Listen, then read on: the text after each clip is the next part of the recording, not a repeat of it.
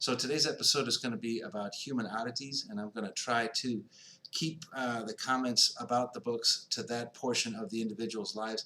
And I say that because all of these people that I've come across thus far had at least some relationship with the circus, and that's a separate part of the story, in my opinion. So what I'm going to be talking about today is the story of individuals and what it was that put them in a position to either be exploited by people who are trying to profit from their misfortune, or some of them, it seems like they monetized their uniqueness.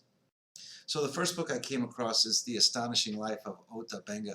Ota Benga was a young pygmy boy when he was captured, and actually was taken back to the United States under the guise of sort of scientific study, where he was involuntarily put on display with others from his group who, I think all of the others wound up passing away fairly early. They were kept in very Spartan conditions. There was always this, according to the story, there was always this sort of attempt to make it look like this was a humanitarian thing that was being done for the benefit of Ota Benga and his people.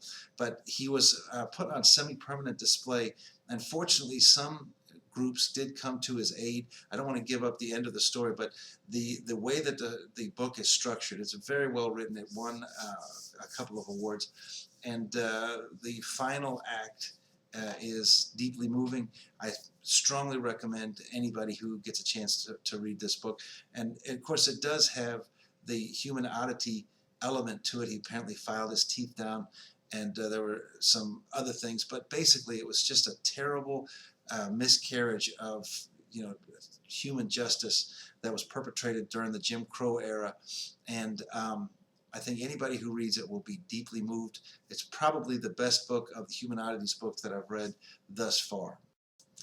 So the next book is also set in the Jim Crow South. It is called Truevine, Two Brothers, a Kidnapping, and a Mother's Quest in the Jim Crow South. It's about George and Willie Muse, who were albino African Americans, and either they were sold to the circus, or they were flat out kidnapped. It's one of those things that when they did, and I don't want to give away too much of the story, but when they were reunited with their mother, it was never really clarified.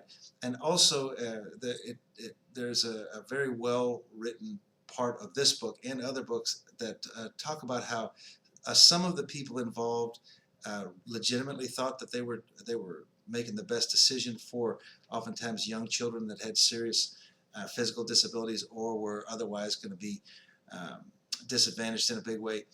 But then some of the George and Willie Muse, sometimes it looked like they were actually gaming the system themselves and that they were benefiting from it, and then sometimes they were definitely being treated badly. There was a level of wealth and even some prestige that came with the lifestyle of being a circus performer at that time. And the ending of the story is pretty satisfying. You feel like there's been some closure at least, and again, a very well written book. I think the Ota Benga book is a little bit better, but this is one of those books that is powerful, it's moving, and also this one spends a little bit more time on life in the circus, and that was something that was of interest to me. I think people. Lobster Boy, The Bizarre Life and Brutal Death of Grady Stiles Jr. Was not written with some overarching societal message like the Ota Benga book or Truevine, but it covers the life of a man who, one, was struck with a bit of bad luck because the disease that he had, it was a hereditary disease that left him with hands and feet that looked more like lobster's claws than hands or feet.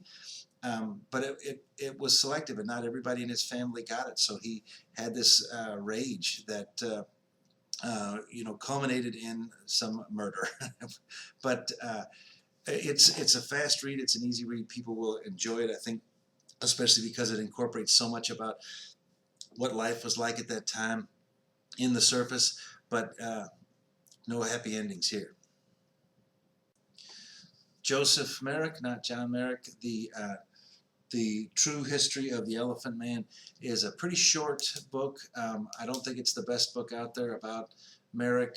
It's also quite old. I think it was published in 1980. It was free and I got it. I will say that it does provide the bare bones of the John Merrick story. So I didn't know things before I read this book, like, you know, when he passed away, and I didn't know about you know, his parentage, which and also I did not know that early on in his life his disabilities were not as grave, and I don't think people realized until much later what's happening. And then he suffered other terrible misfortunes that took away his support system.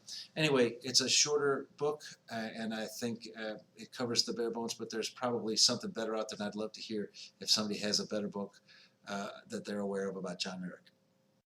Thank you again, and I appreciate all the input that people have given me. If you found a book from my list that's going to go onto your list, please let me know, and also let me know if you're aware of any books about human oddities that I might be interested in. Much appreciated. Please like and subscribe.